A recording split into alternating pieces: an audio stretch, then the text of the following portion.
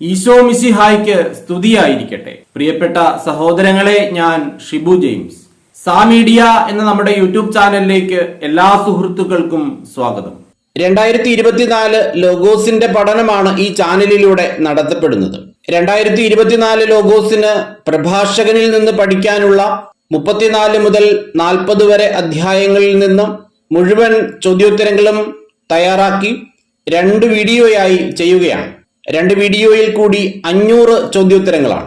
ഈ വീഡിയോയിൽ 200 ചോദ്യോത്തരങ്ങളാണ് ഉൾപ്പെടുത്തിയിട്ടുള്ളത്. ന്യായാധിപന്മാരിൽ നിന്നും, ലൂക്കായിൽ നിന്നും, 2 കോരിന്തോസിൽ നിന്നുമായി ഇതുപോലെ മുഴുവൻ ചോദ്യോത്തരങ്ങളുടെയും വീഡിയോ ചെയ്തിട്ടുണ്ട്. 2024 ലോഗോസിന്റെ 4000-ഓളം ചോദ്യങ്ങൾ അടങ്ങുന്ന PDF ആവശ്യമുള്ളവർ ബന്ധപ്പെടുക. സ്ക്രീനിൽ കാണുന്ന ഗൂഗിൾ പേ നമ്പറിൽ 200 രൂപ പേയ്മെന്റ് ചെയ്തതിനു ശേഷം സ്ക്രീൻഷോട്ട് ആ നമ്പറിൽ തന്നെ അയച്ചു തന്നാൽ PDF അയച്ചു തരുന്നതായിരിക്കും.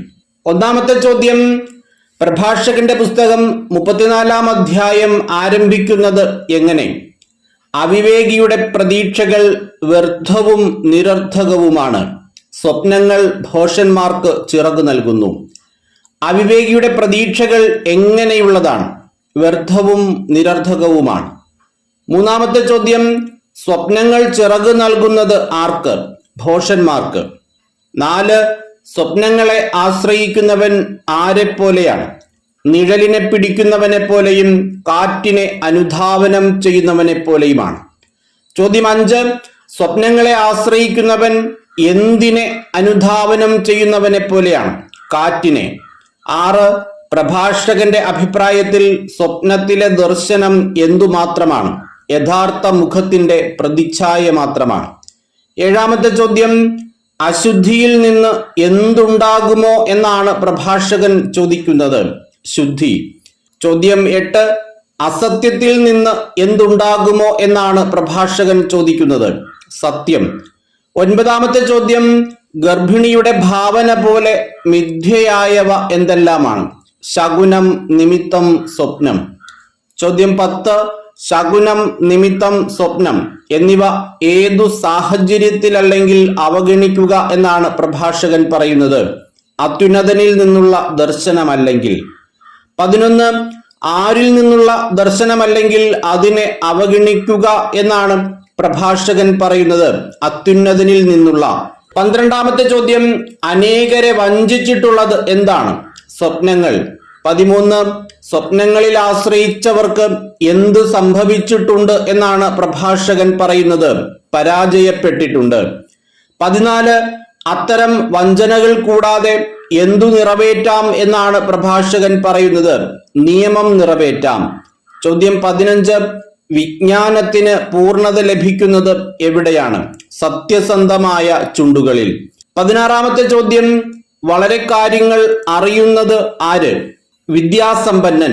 17, അനുഭവസമ്പന്നൻ എങ്ങനെയാണ് സംസാരിക്കുന്നത്? വിവേകത്തോടെ. 18, ആർക്കാണ് അറിവ് കുറയുന്നത്? അനുഭവജ്ഞാനമില്ലാത്തവന്. 19, ആരാണ് കഴിവുറ്റവനാകുന്നത്? യാത്ര ചെയ്തിട്ടുള്ളവൻ. 20-ാമത്തെ ചോദ്യം, യാത്രയിൽ താൻ എന്ത് കണ്ടിട്ടുണ്ട് എന്നാണ് പ്രഭാഷകൻ പറയുന്നത്? വളരെ കാര്യങ്ങൾ. 21, എന്തിനേക്കാൾ കൂടുതൽ താൻ ഗ്രഹിക്കുന്നു എന്നാണ് പ്രഭാഷകൻ പറയുന്നത്? പ്രകടിപ്പിക്കാൻ കഴിയുന്നതിനേക്കാൾ. 22, പലപ്പോഴും മാരകമായ അപകടങ്ങളിൽ പെട്ടിട്ടുള്ളത് ആരാണ്? പ്രഭാഷകൻ.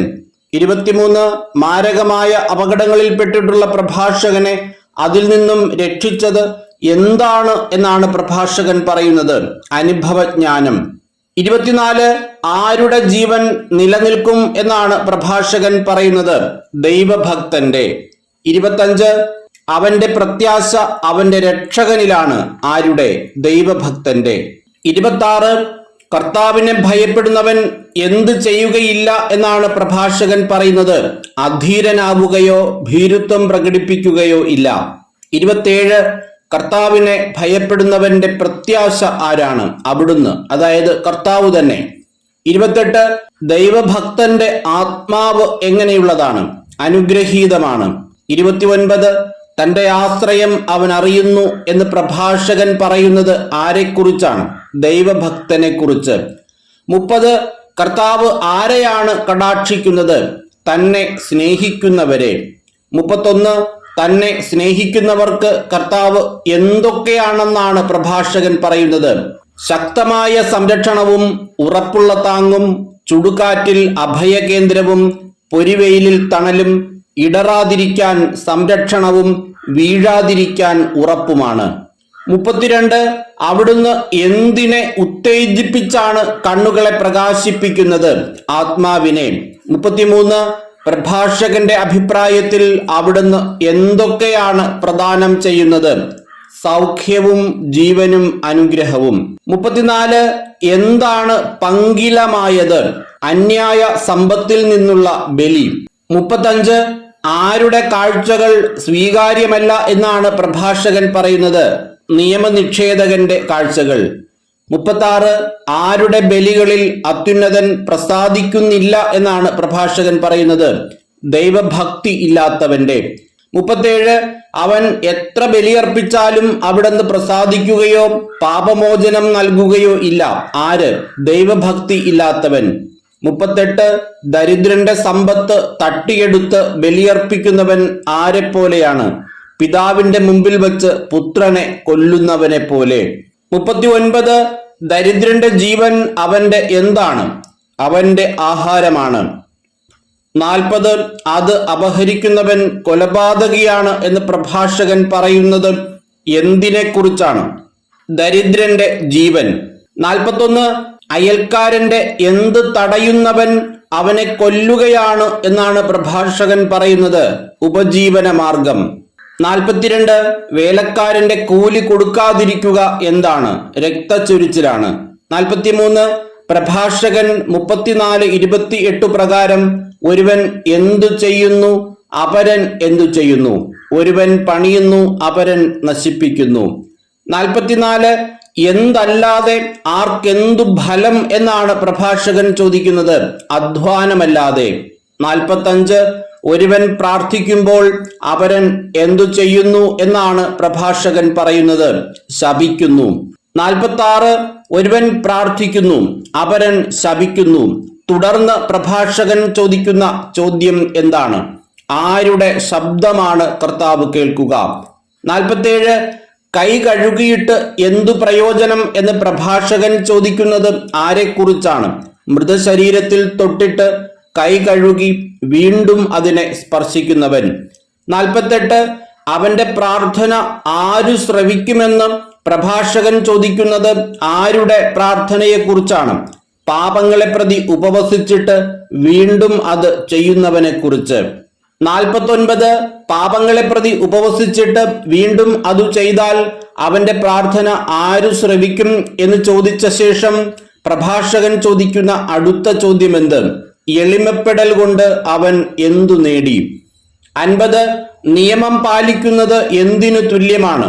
നിരവധി ബലികൾ അർപ്പിക്കുന്നതിന്.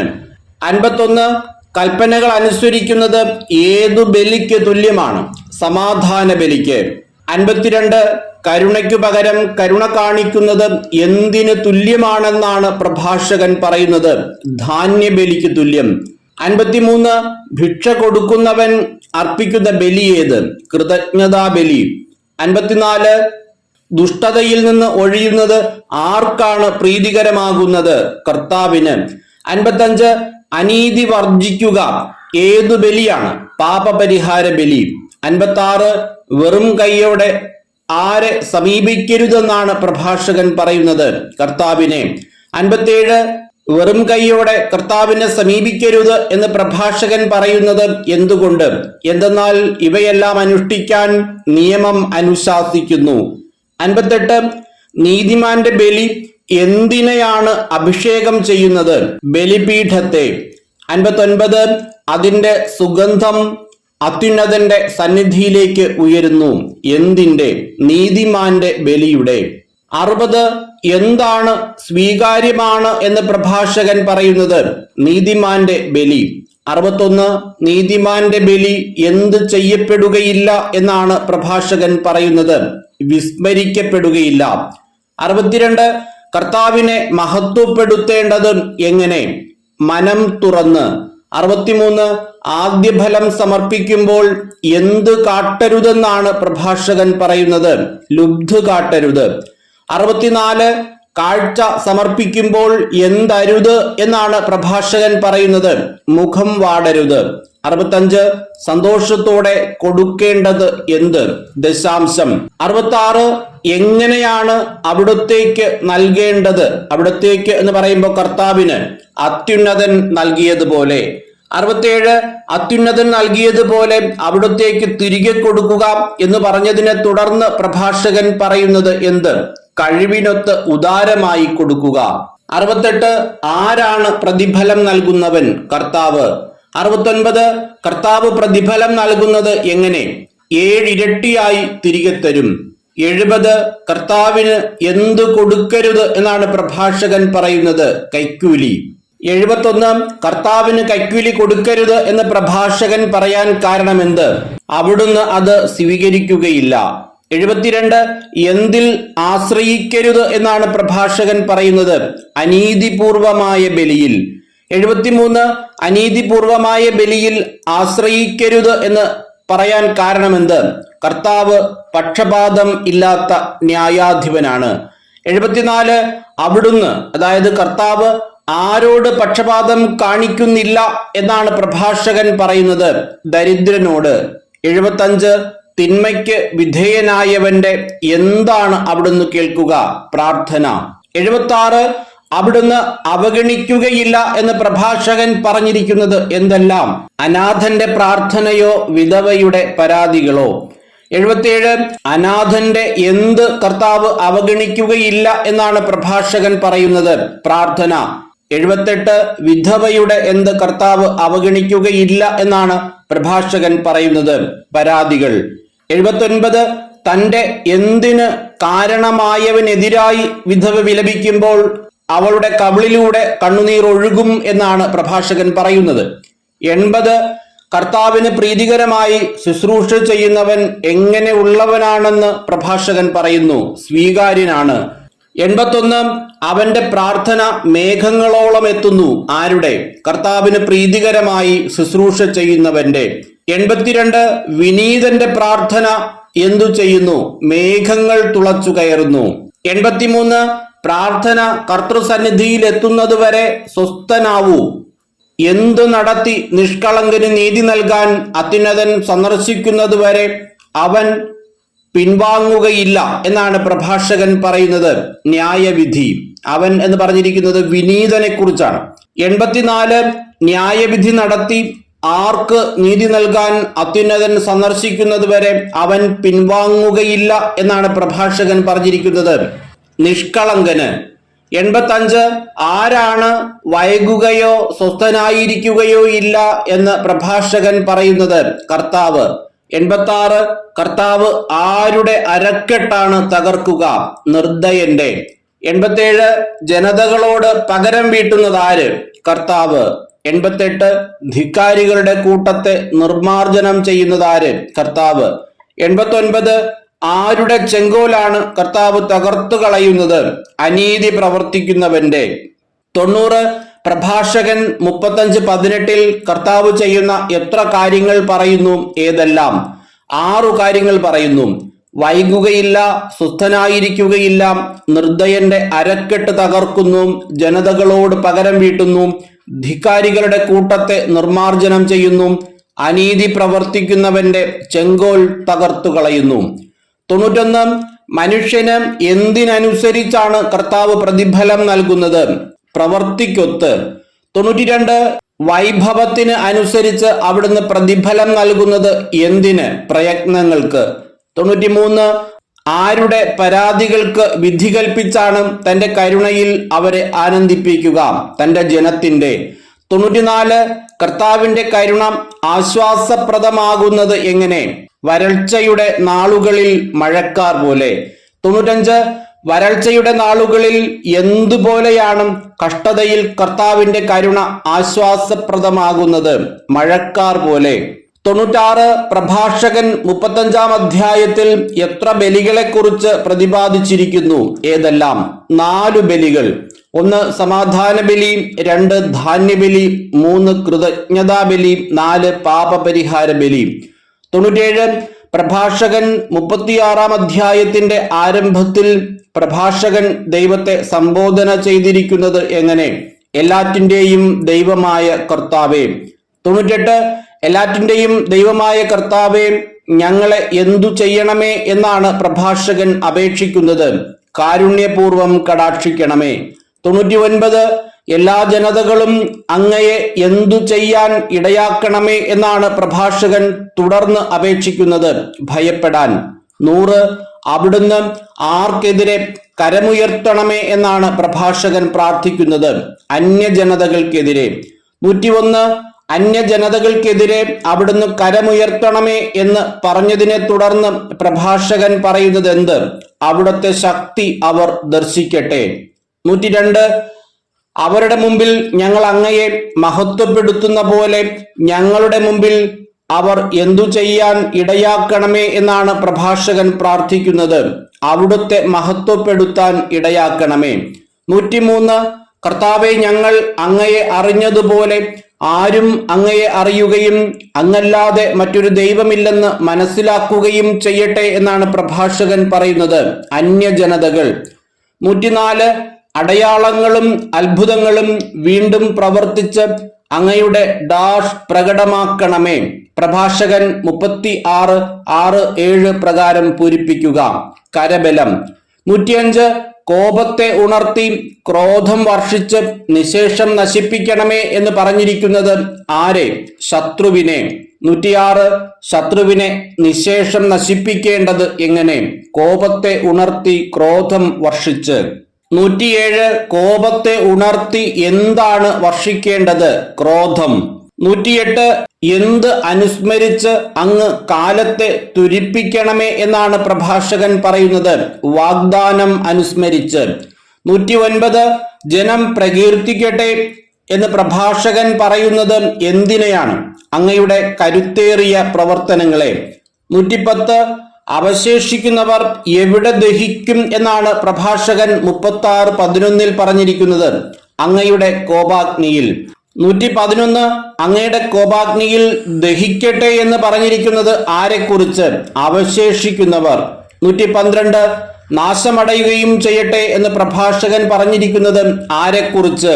അവിടുത്തെ ജനത്തെ ദ്രോഹിക്കുന്നവർ. 113 ഞങ്ങൾക്ക് തുല്യം മറ്റാരുമില്ലെന്ന് ജൽപ്പിക്കുന്നത് ആര്? ശത്രു രാജാക്കന്മാർ. 114 ഞങ്ങൾക്ക് തുല്യം മറ്റാരുമില്ലെന്ന് ജൽപ്പിക്കുന്ന ശത്രു രാജാക്കന്മാരെ എന്തു ചെയ്യണം എന്നാണ് പ്രഭാഷകൻ പറയുന്നത്? തല തകർക്കണം. 115 യാക്കോബിന്റെ ഗോത്രങ്ങളെ എന്തെല്ലാം ചെയ്യണമേ എന്നാണ് പ്രഭാഷകന്റെ പ്രാർത്ഥന? ഒരുമിച്ച് കൂട്ടുകയും അവരുടെ അവകാശം മുമ്പിലത്തെ പോലെ അവർക്ക് നൽകുകയും ചെയ്യണമേ. 116 യാക്കോബിന്റെ ഗോത്രങ്ങളുടെ അവകാശം ഏതുപോലെ അവർക്ക് നൽകണമേ എന്നാണ് പ്രഭാഷകൻ പ്രാർത്ഥിക്കുന്നത്? മുമ്പിലത്തെ പോലെ. 117 കർത്താവ് ആദ്യജാതനെ പോലെ പരിഗണിച്ചത് ആരെ? ഇസ്രായേലിനെ. 118 ആദ്യജാതനെ പോലെ അങ്ങ് പരിഗണിച്ച ഇസ്രായേലിന്റെ മേൽ എന്തുണ്ടാകണം എന്നാണ് പ്രഭാഷകൻ പ്രാർത്ഥിക്കുന്നത്? കരുണ. 119 ആരുടെ നാമത്തിൽ വിളിക്കപ്പെട്ട ജനമാണ് ഇസ്രായേൽ? കർത്താവിന്റെ. 120 പ്രഭാഷകൻ 36:18 ജെറുസലേമിന് നൽകിയിരിക്കുന്ന വിശേഷണങ്ങൾ എന്തെല്ലാം? കർത്താവിന്റെ വിശുദ്ധ മന്ദിരം സ്ഥിതി ചെയ്യുന്ന നഗരം, കർത്താവിന്റെ വിശ്രമ സങ്കേതം. 121 അങ്ങയുടെ വിശുദ്ധ മന്ദിരം സ്ഥിതി ചെയ്യുന്ന നഗരത്തോട് അങ്ങയുടെ വിശ്രമ സങ്കേതമായ ജെറുസലേമിനോട് എന്തു തോന്നണം എന്നാണ് പ്രഭാഷകൻ അപേക്ഷിക്കുന്നത്? കരുണ. 122 പ്രഭാഷകൻ 36:19 അങ്ങയുടെ അത്ഭുത പ്രവൃത്തികളുടെ ഘോഷം കൊണ്ട് എന്തിനു നിറയ്ക്കണമേ എന്നാണ് പ്രാർത്ഥിക്കുന്നത്? സിയോനെ. 123 സിയോനെ എന്തുകൊണ്ട് നിറയ്ക്കണമേ എന്നാണ് പ്രഭാഷകൻ പ്രാർത്ഥിക്കുന്നത്? അങ്ങയുടെ അത്ഭുത പ്രവൃത്തികളുടെ ഘോഷം കൊണ്ട്. 124 അങ്ങയുടെ ആലയത്തെ എന്തുകൊണ്ട് നിറയ്ക്കണമേ എന്നാണ് പ്രഭാഷകൻ പ്രാർത്ഥിക്കുന്നത്? അങ്ങയുടെ മഹത്വം. 125 ആർക്ക് സാക്ഷ്യം നൽകണമേ എന്നാണ് പ്രഭാഷകൻ 36:20 പറയുന്നത്? അങ്ങയുടെ ആദ്യ സൃഷ്ടികൾക്ക്. 126 എന്ത് പൂർത്തിയാക്കണമേ എന്നാണ് പ്രഭാഷകൻ പ്രാർത്ഥിക്കുന്നത്? അങ്ങയുടെ നാമത്തിൽ അരുളി ചെയ്യപ്പെട്ട പ്രവചനങ്ങൾ. 127 ആർക്ക് പ്രതിഫലം നൽകണമേ എന്നാണ് പ്രഭാഷകൻ പറയുന്നത്? അങ്ങേക്കു വേണ്ടി കാത്തിരിക്കുന്നവർക്ക്. 128 അങ്ങയുടെ പ്രവാചകന്മാരുടെ എന്തു തെളിയട്ടെ എന്നാണ് പ്രഭാഷകൻ പറയുന്നത്? വിശ്വാസ്യത. 129 കർത്താവേ, അഹറോൻ ആർക്ക് നൽകിയ അനുഗ്രഹത്തിനൊത്ത് അങ്ങയുടെ ദാസരുടെ പ്രാർത്ഥന കേൾക്കണമേ എന്നാണ് പ്രഭാഷകൻ പറയുന്നത്?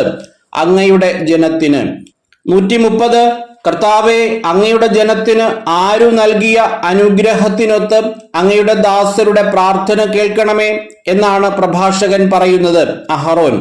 131 കർത്താവെ, അങ്ങയുടെ ജനത്തിന് അഹറോൻ നൽകിയ എന്തിനൊത്ത് അങ്ങയുടെ ദാസരുടെ പ്രാർത്ഥന കേൾക്കണമേ എന്നാണ് പ്രഭാഷകൻ പറയുന്നത്? അനുഗ്രഹത്തിന്. 132 കർത്താവെ, അങ്ങയുടെ ജനത്തിന് അഹറോൻ നൽകിയ അനുഗ്രഹത്തിനൊത്ത് അങ്ങയുടെ ദാസരുടെ എന്തു കേൾക്കണമേ എന്നാണ് പ്രഭാഷകൻ പറയുന്നത്? പ്രാർത്ഥന. 133 അങ്ങാണ് യുഗങ്ങളുടെ ദൈവമായ കർത്താവെന്ന് ആര് അറിയട്ടെ എന്നാണ് പ്രഭാഷകൻ പറയുന്നത്? ഭൂമിയിലുള്ള സകല ജനതകളും. 134 അങ്ങ് ആരാണെന്ന് ഭൂമിയിലുള്ള സകല ജനതകളും അറിയട്ടെ എന്നാണ് പ്രഭാഷകൻ പറയുന്നത്? യുഗങ്ങളുടെ ദൈവമായ കർത്താവ്. 135 ഏത് ഭക്ഷണവും സ്വീകരിക്കുന്നത് എന്ത്? ഉദരം.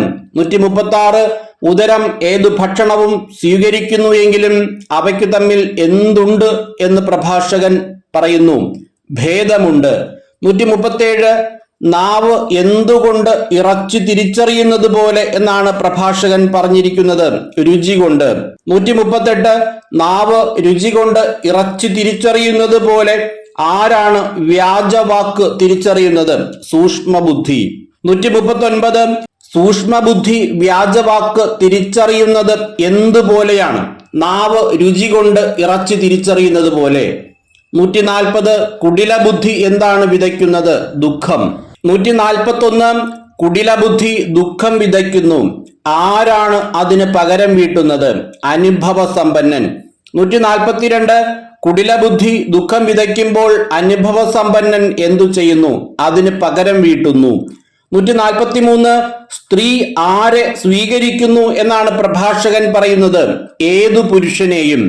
144 സ്ത്രീ ഏതു പുരുഷനെയും സ്വീകരിക്കും, എന്നാൽ പുരുഷൻ എല്ലാ സ്ത്രീകളെയും ഡാഷ് ആയി പരിഗണിക്കുന്നില്ല. പ്രഭാഷകൻ 36:26 പ്രകാരം പൂരിപ്പിക്കുക. അനുരൂപകളായി. 145 എല്ലാ സ്ത്രീകളെയും അനുരൂപകളായി പരിഗണിക്കുന്നില്ല എന്ന് പറഞ്ഞിരിക്കുന്നത് ആരെക്കുറിച്ച്? പുരുഷനെ. 146 ആരുടെ സൗന്ദര്യമാണ് പുരുഷനെ സന്തുഷ്ടനാക്കുന്നത്? സ്ത്രീയുടെ.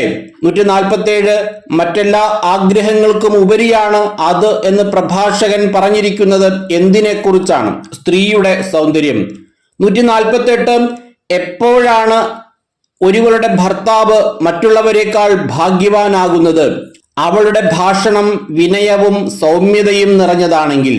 149 അവളുടെ ഭാഷണം വിനയവും സൗമ്യതയും നിറഞ്ഞതാണെങ്കിൽ മറ്റുള്ളവരെക്കാൾ ഭാഗ്യവാനാകുന്നത് ആര്? അവളുടെ ഭർത്താവ്. 150 പുരുഷന്റെ ഏറ്റവും വലിയ സമ്പത്ത് ആര്? ഭാര്യ. 151 എങ്ങനെയുള്ള വസ്തുവാണ് കൊള്ള ചെയ്യപ്പെടുക? വേലിയില്ലാത്ത. 152 നെടുവീർപ്പിട്ടുകൊണ്ട് അലഞ്ഞു നടക്കുന്നത് ആര്? ഭാര്യയില്ലാത്തവൻ. 153 ഭാര്യയില്ലാത്തവൻ എന്തു ചെയ്യും എന്നാണ് പ്രഭാഷകൻ പറയുന്നത്? നെടുവീർപ്പിട്ടുകൊണ്ട് അലഞ്ഞു നടക്കും. 154 എവിടെ ചുറ്റി നടക്കുന്ന കൊള്ളക്കാരനെ ആര് വിശ്വസിക്കും എന്നാണ് പ്രഭാഷകൻ ചോദിക്കുന്നത്? നഗരം തോറും. 155 നഗരം തോറും ചുറ്റി നടക്കുന്ന ആര് വിശ്വസിക്കും എന്നാണ് പ്രഭാഷകൻ ചോദിക്കുന്നത്? കൊള്ളക്കാരനെ. 156 നഗരം തോറും ചുറ്റി നടക്കുന്ന കൊള്ളക്കാരനെ ആര് വിശ്വസിക്കും എന്ന് ചോദിക്കുന്ന പ്രഭാഷകൻ മറ്റൊരാളെ കുറിച്ചും ആര് വിശ്വസിക്കുമെന്ന് അതുപോലെ തന്നെ ചോദിക്കുന്നു. ആരെക്കുറിച്ചാണ്? വീടില്ലാതെ അലഞ്ഞു നടക്കുകയും എത്തുന്നിടത്ത് അന്തിയുറങ്ങുകയും ചെയ്യുന്നവനെ. 157 പ്രഭാഷകൻ 37-ാം അധ്യായത്തിന്റെ 1-ാം വാക്യത്തിൽ എല്ലാവരും എന്തു പറയും എന്നാണ് പ്രഭാഷകൻ പറയുന്നത്? ഞാനും നിന്റെ സ്നേഹിതനാണെന്ന്. 158 ഞാനും നിന്റെ സ്നേഹിതനാണെന്ന് ആരു പറയും എന്നാണ് പ്രഭാഷകൻ പറയുന്നത്. എല്ലാവരും. 159 ഞാനും നിന്റെ സ്നേഹിതനാണെന്ന് എല്ലാവരും പറയും. എന്നാൽ ചിലർ എങ്ങനെയുള്ള സുഹൃത്തുക്കളാണ്? നാമമാത്ര സുഹൃത്തുക്കൾ. 160 മരണതുല്യമായ ദുഃഖമല്ലേ എന്ന് പ്രഭാഷകൻ ചോദിക്കുന്നത് എന്തിനെ കുറിച്ചാണ്? സ്നേഹിതൻ ശത്രുവായി മാറുന്നത്. 161 ലോകത്തെ വഞ്ചന കൊണ്ട് നിറയ്ക്കാൻ നീ എന്തിനുണ്ടായി എന്ന് പ്രഭാഷകൻ ചോദിക്കുന്നത് ആരോട്? ദുഷിച്ച ഭാവനയോട്. 162 കൂട്ടുകാരന്റെ സന്തോഷത്തിൽ ആനന്ദിക്കുന്നത് ആര്? ചില സ്നേഹിതന്മാർ. 163 ചില സ്നേഹിതന്മാർ കൂട്ടുകാരന്റെ സന്തോഷത്തിൽ ആനന്ദിക്കുന്നു. എന്നാൽ ആപത്തു വരുമ്പോൾ അവർ എന്തു ചെയ്യുന്നു? അവനെതിരായി തിരിയും. 164 ചിലർ സ്നേഹിതരായി സഹായിക്കുന്നത് എന്തിനു വേണ്ടിയാണ്? ഉദരപൂരണത്തിനു വേണ്ടി. 165 ചിലർ സ്നേഹിതരായി സഹായിക്കുന്നത് ഉദരപൂരണത്തിനു വേണ്ടിയാണ്. എങ്കിലും യുദ്ധം വരുമ്പോൾ അവർ എന്തു ചെയ്യും? അവനു വേണ്ടി പരിചയായി നിൽക്കും. 166 ആരെ മറക്കരുത് എന്നാണ് പ്രഭാഷകൻ പറയുന്നത്? സ്നേഹിതനെ. 167 സ്നേഹിതനെ അവഗണിക്കരുത് എന്ന് പ്രഭാഷകൻ പറഞ്ഞിരിക്കുന്നത് എപ്പോൾ? നിന്റെ ഐശ്വര്യകാലത്ത്. 168 എല്ലാ ഉപദേശകരും എന്താണ് നൽകുന്നത്? മാർഗനിർദ്ദേശം.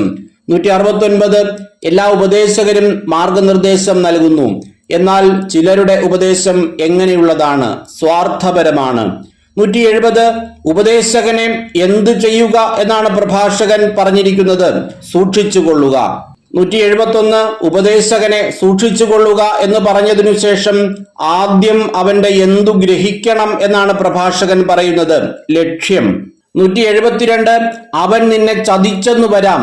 ആര്? ഉപദേശകൻ. 173 സ്വാർത്ഥ ലാഭമായിരിക്കാം അവന്റെ ഉന്നം. ആരുടെ? ഉപദേശകന്റെ. 174 ഉപദേശകന്റെ ഉന്നം എന്തായിരിക്കാം എന്നാണ് പ്രഭാഷകൻ പറയുന്നത്? സ്വാർത്ഥ ലാഭം. 175 നിന്റെ മാർഗം സുരക്ഷിതമാണെന്ന് പറഞ്ഞിട്ട് ഉപദേശകൻ എന്തു ചെയ്യുന്നു? നിനക്കെന്തു സംഭവിക്കുന്നു എന്നു കാണാൻ അവൻ മാറി നിൽക്കും. 176 എന്തു പറഞ്ഞിട്ടാണ് നിനക്കെന്തു സംഭവിക്കുന്നു എന്നു കാണാൻ ഉപദേശകൻ മാറി നിൽക്കുന്നത്? നിന്റെ മാർഗം സുരക്ഷിതമാണെന്ന് പറഞ്ഞിട്ട്. 177 ആരോട് ഉപദേശം ചോദിക്കരുത് എന്നാണ് പ്രഭാഷകൻ പറയുന്നത്? നിന്നെ സംശയിക്കുന്നവനോട്. 178 ആരോട് നിന്റെ ലക്ഷ്യം വെളിപ്പെടുത്തരുത് എന്നാണ് പ്രഭാഷകൻ പറഞ്ഞിരിക്കുന്നത്? അസൂയാലുവിനോട്. 179 സ്ത്രീയോട് ആലോചന നടത്തരുത് എന്ന് പ്രഭാഷകൻ പറഞ്ഞിരിക്കുന്നത് ആരെപ്പറ്റി? അവളുടെ പ്രതിദ്വന്ദ്വിയെപ്പറ്റി. 180 പ്രതിദ്വന്ദ്വിയെപ്പറ്റി ആലോചന നടത്തരുതാത്തത് ആരോട്? സ്ത്രീയോട്. 181 ഭീരുവിനോട് എന്തിനെ പറ്റിയാണ് ആലോചന നടത്തരുത് എന്ന് പ്രഭാഷകൻ പറഞ്ഞിരിക്കുന്നത്? യുദ്ധത്തെപ്പറ്റി. 182 വ്യാപാരിയോട് എന്തിനെപ്പറ്റി ആലോചന നടത്തരുത് എന്നാണ് പ്രഭാഷകൻ പറഞ്ഞിരിക്കുന്നത്? വിലയെപ്പറ്റി. 183 വിൽപ്പനയെപ്പറ്റി ആലോചന നടത്താൻ പാടില്ലാത്തത് ആരോട്? വാങ്ങുന്നവനോട്. 185 ക്രൂരനോട് എന്തിനെ പറ്റിയാണ് ആലോചന നടത്താൻ പാടില്ലാത്തത്? കരുണയെപ്പറ്റി. 186 അലസനോട് എന്തിനെ പറ്റി ആലോചന നടത്താൻ പാടില്ലാത്തത്? അധ്വാനത്തെപ്പറ്റി. 187 ഒരു വർഷത്തേക്ക് കൂലിക്കെടുക്കുന്നവനോട് എന്തിനെ പറ്റിയാണ് ആലോചന നടത്താൻ പാടില്ലാത്തത്? ജോലി പൂർത്തിയാക്കുന്നതിനെ പറ്റി. 188 മടിയനായ ദാസനോട് എന്തിനെ പറ്റിയാണ് ആലോചന നടത്താൻ പാടില്ലാത്തത്? വലിയ ഉദ്യമത്തെപ്പറ്റി. 189 പ്രഭാഷകൻ 37:11 ഇത്തരക്കാരോട് ഉപദേശം തേടരുത് എന്ന് പ്രഭാഷകൻ പറഞ്ഞിരിക്കുന്നു. ഇവിടെ എത്ര തരം ആൾക്കാരെ കുറിച്ചാണ് പറഞ്ഞിരിക്കുന്നത്? ആരെല്ലാം? 9 തരം ആൾക്കാരെ കുറിച്ച്. 1 സ്ത്രീ, 2 ഭീരു, 3 വ്യാപാരി, 4 വാങ്ങുന്നവൻ, 5 വിദ്വേഷി, 6 ക്രൂരൻ, 7 അലസൻ, 8 ഒരു വർഷത്തേക്ക് കൂലിക്കെടുത്തവൻ, 9 മടിയനായ ദാസൻ. 190 പ്രഭാഷകൻ 37:11 ഇത്തരക്കാരോട് ഉപദേശം തേടരുത് എന്ന് പ്രഭാഷകൻ പറഞ്ഞിരിക്കുന്നിടത്ത് 9 തരം ആൾക്കാരെ കുറിച്ചാണ് പറഞ്ഞിരിക്കുന്നത്. അതിൽ 7ാമത് പറഞ്ഞിരിക്കുന്നത് ആരെക്കുറിച്ച്? അലസൻ. ഇതൊരു മോഡലായി ചോദിച്ച ചോദ്യമാണ്. തൊട്ടു മുൻപത്തെ ചോദ്യത്തെ ഇതുപോലെ പല രീതികളിൽ ചോദിക്കാം. 5ാമത് പറഞ്ഞിരിക്കുന്നത് ആരെക്കുറിച്ച്? 8ാമത് പറഞ്ഞിരിക്കുന്നത് ആരെക്കുറിച്ച്? അല്ലെങ്കിൽ ക്രൂരനു ശേഷം പറഞ്ഞിരിക്കുന്ന ആരെക്കുറിച്ച്, വിദ്വേഷിക്ക് മുൻപ് പറഞ്ഞിരിക്കുന്ന ആരെക്കുറിച്ച്, അങ്ങനെ ചോദിക്കാം. അതുകൊണ്ട് ആ 9 ക്രമമായി പഠിച്ചു വെക്കുക. 191 എപ്പോഴും ഒട്ടി നിൽക്കുക എന്ന് പ്രഭാഷകൻ പറയുന്നത് എങ്ങനെയുള്ളവനോടാണ്? ദൈവഭക്തനും കൽപ്പനകൾ പാലിക്കുന്നവനെന്ന് ഉറപ്പുള്ളവനും നിന്റെ സ്വഭാവത്തിന് ഇണങ്ങുന്നവനും നിന്റെ പരാജയത്തിൽ സഹതപിക്കുന്നവനുമായ ഒരുവനോട്. 192 എന്തു പാലിക്കും എന്ന് ഉറപ്പുള്ളവനോട് ഒട്ടി നിൽക്കുക എന്നാണ് പ്രഭാഷകൻ പറയുന്നത്, കൽപ്പനകൾ. 193 നിന്റെ എന്തിനോട് ഇണങ്ങുന്ന ഒരുവനോട് ഒട്ടി നിൽക്കുക എന്നാണ് പ്രഭാഷകൻ പറയുന്നത്, സ്വഭാവത്തിന്. 194 നിന്റെ പരാജയത്തിൽ എന്തു ചെയ്യുന്നവനോടാണ് ഒട്ടി നിൽക്കുക എന്ന് പ്രഭാഷകൻ പറയുന്നത്, സഹതപിക്കുന്നവനോട്. 195 ആരുടെ ഉപദേശം സ്വീകരിക്കുക എന്നാണ് പ്രഭാഷകൻ 37:13 പറഞ്ഞിരിക്കുന്നത്, നിന്റെ ഹൃദയത്തിന്റെ. 196 അതിനേക്കാൾ വിശ്വാസ്യമായി എന്തുണ്ട് എന്ന് പറഞ്ഞിരിക്കുന്നത് എന്തിനെ പറ്റി? നിന്റെ ഹൃദയത്തിന്റെ ഉപദേശത്തെ പറ്റി. 197 ഗോപുരത്തിന് മുകളിലിരുന്ന് നിരീക്ഷിക്കുന്ന 7 പേരെക്കാൾ കൂടുതൽ വിവരങ്ങൾ നൽകുന്നത് ആര്? സ്വന്തം ഹൃദയം. 198 എല്ലാറ്റിലും ഉപരി എങ്ങനെ നിന്നെ നയിക്കുന്നതിന് അത്യുന്നതനോട് പ്രാർത്ഥിക്കുക എന്നാണ് പ്രഭാഷകൻ പറയുന്നത്, സത്യമാർഗത്തിൽ. 199 ചിന്ത എന്തിന്റെ ആരംഭമാണ് എന്നാണ് പ്രഭാഷകൻ പറയുന്നത്, എല്ലാ പ്രവൃത്തിയുടെയും. 200 എല്ലാ ഉദ്യമവും എന്തിന്റെ തുടർച്ചയാണ്? ആലോചനയുടെ. ഇങ്ങനെ 200 ചോദ്യങ്ങളാണ് പ്രഭാഷകനിൽ നിന്നുള്ള മുഴുവൻ ചോദ്യോത്തരങ്ങളുടെയും വീഡിയോയുടെ ആദ്യ ഭാഗമായി തയ്യാറാക്കുന്നത്. 300 ചോദ്യോത്തരങ്ങൾ അടങ്ങുന്ന ഒരു വീഡിയോ കൂടിയുണ്ട്. കഴിയുന്നതും അത് നാളെ തന്നെ അപ്ലോഡ് ചെയ്യാൻ പരിശ്രമിക്കുകയാണ്. പലരും ആവശ്യപ്പെടുന്നുണ്ട് എല്ലാ ഭാഗങ്ങളും ചേർത്ത് ഒറ്റ ഒരു വീഡിയോ ചെയ്യണം എന്ന് പലരും ആവശ്യപ്പെടുന്നുണ്ട്. അതാകുമ്പോൾ തുടർച്ചയായി കേട്ടുകൊണ്ടിരിക്കാൻ കഴിയും എന്നാണ് പലരും പറയുന്നത്. അങ്ങനെ ചെയ്യുമ്പോൾ 10 മണിക്കൂറിൽ കൂടുതൽ ആ ഒരു വീഡിയോയ്ക്ക് ദൈർഘ്യം ഉണ്ടാവും. 2800 ചോദ്യങ്ങൾ വരും. അങ്ങനെ ചെയ്യാൻ കഴിയുമോ എന്ന് അറിയില്ല. സമയം കിട്ടുമെങ്കിൽ അത്തരത്തിലൊരു വീഡിയോ ഏറ്റവും അവസാനം ചെയ്യാം. ഇനിയും നമുക്ക് സമാനവാക്യങ്ങളുടെ പ്രധാനപ്പെട്ട കുറച്ച് ചോദ്യങ്ങൾ, കുറച്ച് പ്രധാനപ്പെട്ട വാക്യങ്ങൾ, ആശയക്കുഴപ്പമുണ്ടാക്കുന്ന ചോദ്യങ്ങൾ, ആരോട് ചോദിച്ചു എന്ന തരത്തിലുള്ള കുറച്ച് ചോദ്യങ്ങളൊക്കെ ചെയ്യാനുണ്ട്. പരീക്ഷയ്ക്ക് ഇനി വിരലിൽ എണ്ണാവുന്ന ദിവസങ്ങൾ മാത്രമേ അവശേഷിക്കുന്നുള്ളൂ. നിങ്ങൾ പഴയ വീഡിയോസ് പരമാവധി കാണാൻ പരിശ്രമിക്കുക. അതിൽ വളരെ ഡീറ്റെയിൽ ആയിട്ട് ചോദ്യോത്തരങ്ങൾ പറഞ്ഞു പോയിട്ടുണ്ട്. സമയം കുറവുള്ള ആളുകൾക്ക് വേണ്ടിയിട്ടാണ് ഇങ്ങനെ മുഴുവൻ ചോദ്യങ്ങൾ ഒറ്റ വീഡിയോയിൽ ചെയ്യുന്നത്. എല്ലാവരും നന്നായി പഠിക്കുക. എല്ലാവർക്കും എല്ലാവിധമായ നന്മകളും അനുഗ്രഹങ്ങളും ഉണ്ടാകട്ടെ എന്ന് ആശംസിച്ചുകൊണ്ട് പ്രാർത്ഥിച്ചുകൊണ്ട് നിർത്തുന്നു. നന്ദി.